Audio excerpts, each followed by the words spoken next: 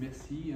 Je prends la parole quelques minutes. Je suis Bruno Raymond Damasio, donc le réalisateur du film qui va être présenté, et cofondateur avec Guillaume Josset de l'agence La Mandarine. Alors voilà, je voulais en quelques mots remercier moi aussi, j'ai mes petites notes sur mon téléphone, remercier évidemment la DAP, le ministère de la Justice, de m'avoir fait confiance. Pour ma part, j'ai 3 drôles de dames qui m'ont permis de faire ce film. Ça remonte déjà loin. Je pense à Magali Ham, qui est ici, que j'ai rencontrée à la Villa, déjà. Ça date, donc merci à elle. Ensuite, Eliane Franquiel, que je vois ici, qui m'a fait confiance, puisqu'on a répondu, et je reviendrai un petit peu à un appel.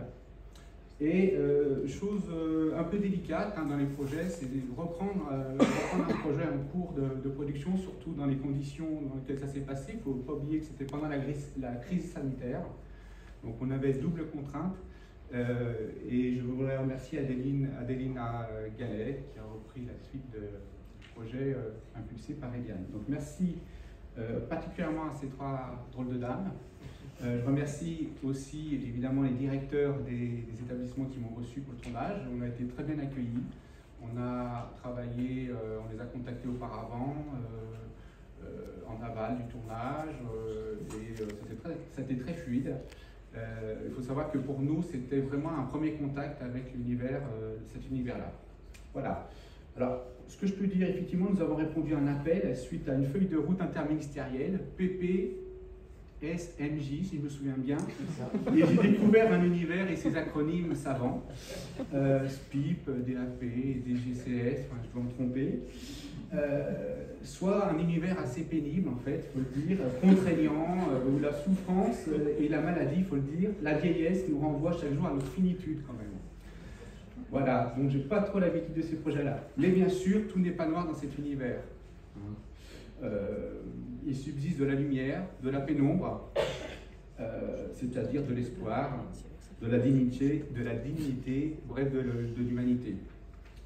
C'est ce que j'ai rencontré en échangeant avec vous, avec le personnel, les infirmiers, les directeurs, les responsables, et ce public particulier des personnes dépendantes sous main de justice.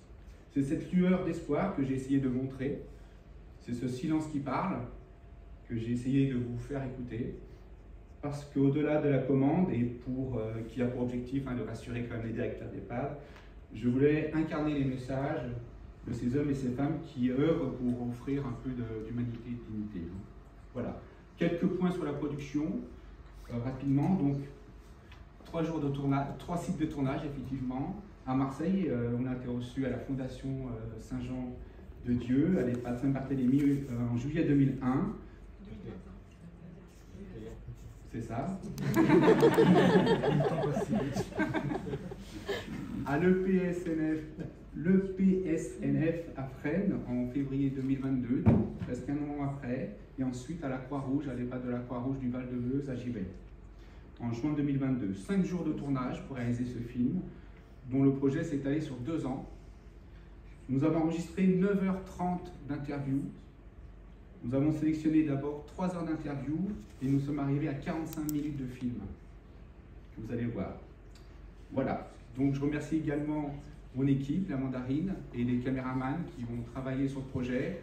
Il faut dire qu'on avait fait pas mal de réunions aussi en interne chez nous pour évidemment les sensibiliser sur le public particulier, en sachant que ça pouvait causer aussi des perturbations. Voilà. Et je conclurai par une phrase que vous allez entendre dans le film, qui pour moi résume un petit peu ce projet-là. Je crois que c'est venu de Marseille. Et ça disait « L'hospitalité, c'est l'affaire de tous ». Voilà. Merci pour votre écoute et bonne projection.